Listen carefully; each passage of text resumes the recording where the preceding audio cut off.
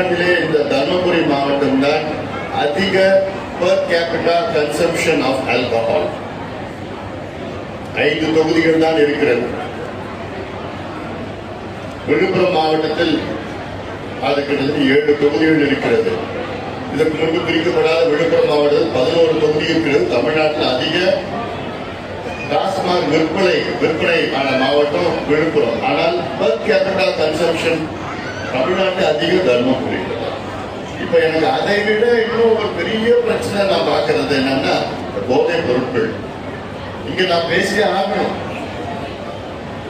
வேணா இந்த போதைப் பொருட்கள் எங்க பார்த்தாலும் கிடைக்குது,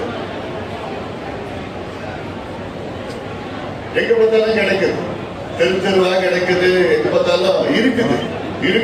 அவன் போகையில கஞ்சாவும் காக்கையும் ஆரோக்கியம் LSD எல்லாம் என்னென்ன இருக்குதோ அது எல்லாமே கிடைக்குது. இதுதான் மிகப்பெரிய ஒரு ஆபத்து தமிழ் சமுதாயத்திற்கு. இதுதான் பெரிய ஆபத்தாக நான் கருதுகின்றேன். நான் ஒரு மருத்துவன், டாக்டர், அவருக்கும் தெரியும். அதாவது மதுவை விட அதிக ஆபத்து உள்ளது போதை பழக்கம். மதுனா கூட குடிச்சு பார்த்தா வீட்டுல தெரியும், குடிச்சுட்டா நாத்து அடிக்கிறது இப்படி வருவாங்க. ஆனா போதை போட்டுட்டா தெரியாது. மாத்திரை, ஊசி, பவுடர், ஸ்டாம்பு, என்னென்னமோ வகையில வருது. அதை பெற்றோர்களாக நீங்கள் உங்கள் பிள்ளைகளை கண்காணிக்க வேண்டும். அது உங்கள் கடமை. அதே நேரத்தில் எங்க கடமை என்ன? இதை ஒழிக்க வேண்டும் என்று நாங்கள் பாடுபட்டு வருகின்றோம். இல்லைன்னா அடுத்த தலைமுறையை நாம் பார்க்க முடியாது.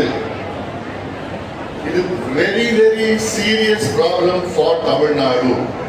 இந்தியாவிலே அதிக போதை பழக்கம் இருக்கின்ற மாநிலம் தமிழ்நாடு. இது ஏதோ சும்மா சொல்லணும்னு நான் சொல்லல, இதுதான் உண்மை.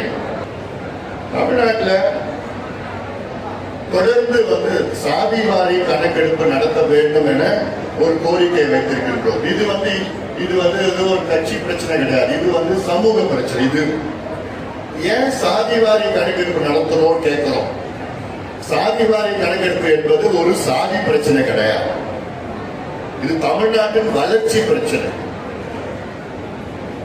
தமிழ்நாட்டில் இப்போ எத்தனையோ சாதிகள் இருக்கிறது, சமுதாயங்கள் இருக்கிறது.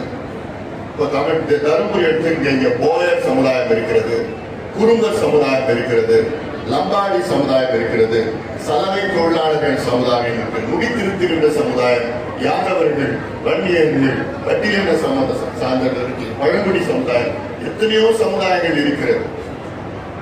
அனைத்து சமுதாயங்களும் எந்த நிலையில் இருக்கிறார்கள் என்று தெரிந்து கொள்வதற்காகத்தான் சாதிவாரி கணக்கெடுப்பு வேண்டும் என சொல்கின்றோம்.